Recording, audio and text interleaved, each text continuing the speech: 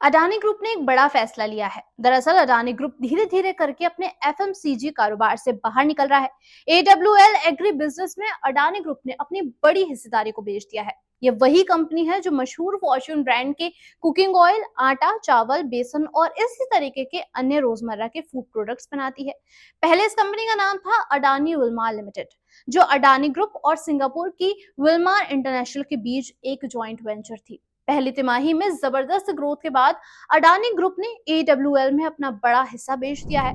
Adani group ने अपनी पूरी 20% की हिस्सेदारी विल्मार की सब्सिडियरी कंपनी लेंस पीटीई को 275 पर शेयर की दर से बेच दी है। इस डील की कुल वैल्यू लगभग 7,150 करोड़ रुपए रही और इससे पहले जनवरी में अडानी ग्रुप ने विल्मार को 13.5% हिस्सेदारी यानी कि 4,850 करोड़ में बेची थी। इन दोनों डील्स को मिलाकर कुल मिलाकर अडानी ग्रुप को 15,729 करोड़ रुपए की कमाई हुई है। अब विल्मार इंटरनेशनल के पास कुल 64% की हिस्सेदारी है, जबकि अडानी ग्रुप की केवल 10.4% की हिस्सेदारी बची है। यानी कि अब एडब्ल्यूएल पर विल्मार का पूरा कंट्रोल हो गया है। अडानी ग्रुप पहले से ही संकेत दे चुका था कि वो एफएमसीजी सेक्टर से बाहर निकलना चाहता है। पिछले साल दिसंबर में ग्रुप ने स्पष्ट किया था कि वो एडब्ल्यूएल से पूरी तरीके से बाहर निकलने का इरादा रखता है। तो इसी के साथ सवाल उठता है कि आखिर अडानी ग्रुप एफएमसीजी कारोबार से बाहर क्यों हो रहा है। इसका सबसे पहला कारण जो है वो ये नजर आता है कोर सेक्टर पर फोकस करना।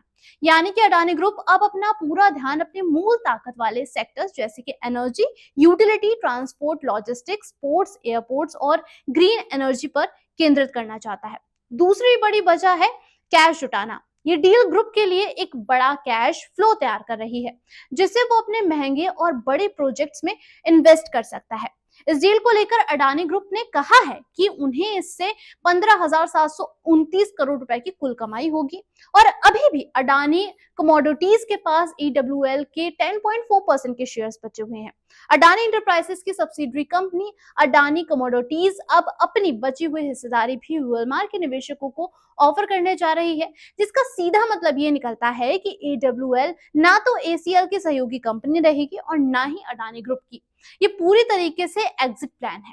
अब एडब्ल्यूएल में विल्मार मेजॉरिटी शेयर होल्डर बन चुकी है। भारत का एफएमसीजी बाजार तेजी से बढ़ रहा है और फॉर्च्यून जैसी ब्रांड पहले से ही बाजार में एक मजबूत स्थिति बना चुकी है। अब विल्मार भारत में बिना किसी के पार्टनर के हस्तक्षेप करे अपना अनुभव और टेक्नोलॉजी को लागू कर सकेगा। साथ ही साथ इस डील की खबर आने के बाद एडब्ल्यूएल एग्री बिजनेस के शेयर्स में भी तेजी देखने को मिली है। शेयर्स 6.40% की बढ़त के साथ 279 पर बंद हुआ है। बीते 6 महीनों में ये शेयर्स लगभग 22% चढ़ा है। हालांकि पिछले एक साल में इसमें लगभग 14% की गिरावट भी रही है। लेकिन निवेशकों का भरोसा है कि अब जब विल्मार के पास ज्यादा कंट्रोल है तो वो अपने इंटरनेशनल नेटवर्क और अनुभव के बल पर कंपनी को नई ऊंचाइयों तक ले जा सकती है। अडानी विल्मार की शुरुआत 1999 में अडानी इंटरप्राइजेस और विल्मार इंटरनेशनल ने 50-50 हिस्सेदारी के साथ की थी। एक साल बाद कंपनी ने फॉर्च्यून ब्रांड के साथ खाने के तेल के बाजार में कदम रखा था और इसके बाद कंपनी ने चावल, सोया चंक्स, आटा और रेडी टू कुक प्रोडक्ट्स भी लॉन्च किए थे।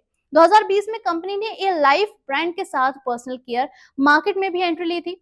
जनवरी 2022 में कंपनी ने अपना आईपीओ लॉन्च किया था और इस साल की शुरुआत में इसका नाम बदलकर एडब्ल्यूएल एग्री बिजनेस रख दिया गया।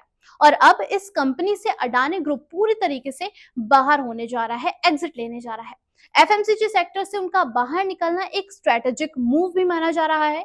उन्होंने इस डील से लगभग 15,700 करोड़ रुपए जुटाए हैं, जो वो अपनी कोर सेक्टर में इन्वेस्टमेंट करने की एक स्ट्रेटेजी बनाता हुआ नजर आता है। दूसरी ओर विल्मार के लिए ये भारत के एफएमसीजी मार्केट में अपने वर्चस्व को और ज्यादा मजबूत करने का एक बड़ा और सुनहरा मौका है। तो आपको क्या लगता है कि आपकी इसमें राय क्या है? नीचे कमेंट बॉक्स में जरूर बताइएगा। क्या विल्मार का नया वर्चस्व बनाने का जो प्लान है या फिर अडानी ग्रुप का एग्जिट लेने का जो प्लान है वो कितना कामयाब रहेगा? इसी के साथ वीडियो अच्छा लगा हो तो लाइक और शेयर जरूर कीजिएगा और साथ ही इसी तरीके के अपडेट्स जानने के लिए बने रहिए फाइनेंस ज्ञानी के साथ।